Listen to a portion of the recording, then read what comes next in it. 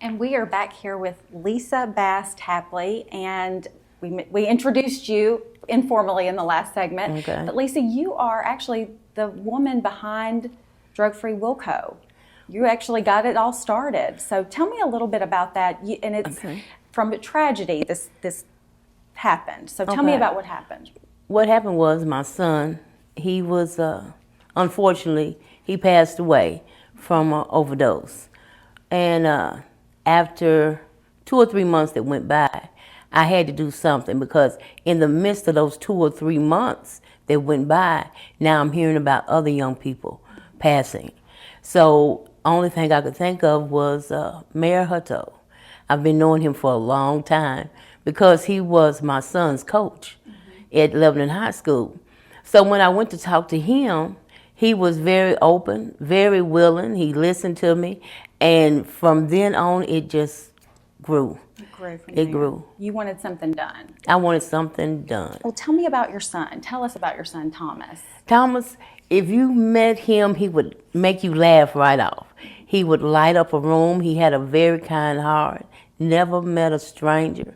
He never dealt with drugs, so to speak, as far as drinking or smoking. Right. He was against all that, and he hurt himself at a job. He hurt his back. He hurt his back. Okay. And he went to the doctor, and the doctor instantly gave him pain pills, Oxycontin.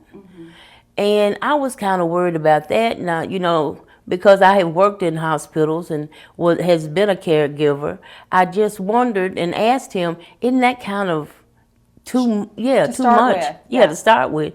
Can he give you some kind of physical therapy or something?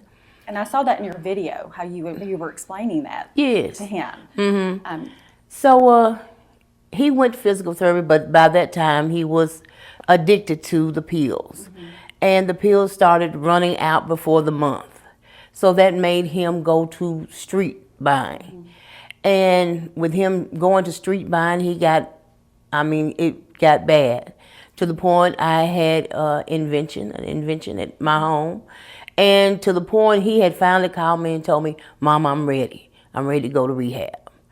So I took him to rehab, and he stayed there about 6 to 8 weeks. And he got out, he was feeling well, everything was good. And we talked, we were very close, we had a very open relationship. And he would talk to me, and I would ask him, is everything going all right? Yes, Mom, I'm fine. So I had got to the point where I need to quit asking so much. Because if I keep asking, that'll make him want to. So after that, he went on for a while, then I started noticing a change. I can tell. I'm his mother, so I can tell there's a change in his character. And you're on high alert, too. Yes. Yeah. And so after that, he said, okay, I'm through. I'm not going to mess with him anymore. I said, okay. And he started looking better. His skin started to lighten up. He started gaining weight, and he was looking more like himself and acting like himself.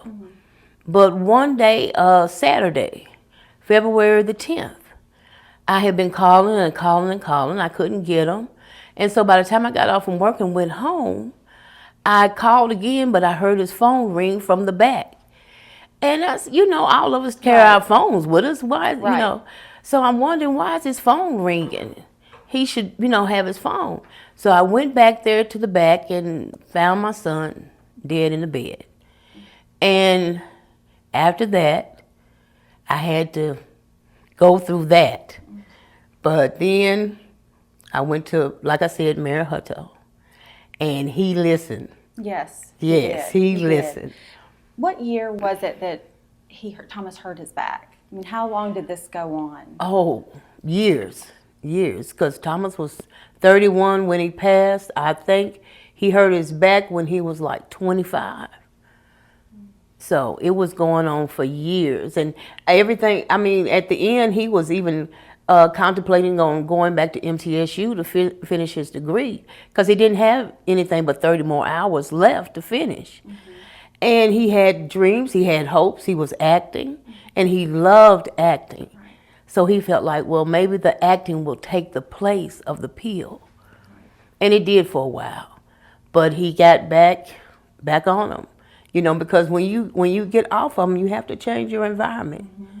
You have to change your surroundings. You have to change the people that you associate with. Right.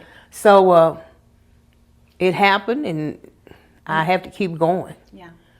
Yeah, and you're kind of a signal of hope for other parents too, or anybody that's gone through something similar, but also you want to help parents who may not realize there's a problem. Yes. What is something that people can look for that when you look back, we were talking about the signs earlier because you worked in healthcare, and looking back, you said, what are the signs that people could look for and know they need to step in and ask questions and not be afraid to ask? Yes, you can tell your child, you know when your child's character changes. Mm-hmm. Thomas was a loving, caring, he was a protector. And when he got to the point of, when your child goes into a room and just doesn't want to come out, watch that child. When your child is kind of snappy, you know, that hasn't been snappy, and all of a sudden he's snappy, look at that. Mm-hmm. Look at all the demeanor of your child. Look at are they acting differently? You know something's going on. Don't take it as, oh, they're having a bad day. Or if it goes on for a long period of time, if it goes on for more than 3 days, you need to look deeper. Mm-hmm. So that's why I talk to parents, because I want them to be aware of their child's changes. Mm-hmm. Don't just shrug them off. Know that something's going on and I need to look deeper, you know, to see what's going on. Because in the busyness of life, we kind of don't think about stuff like that sometimes. Exactly. When they go in.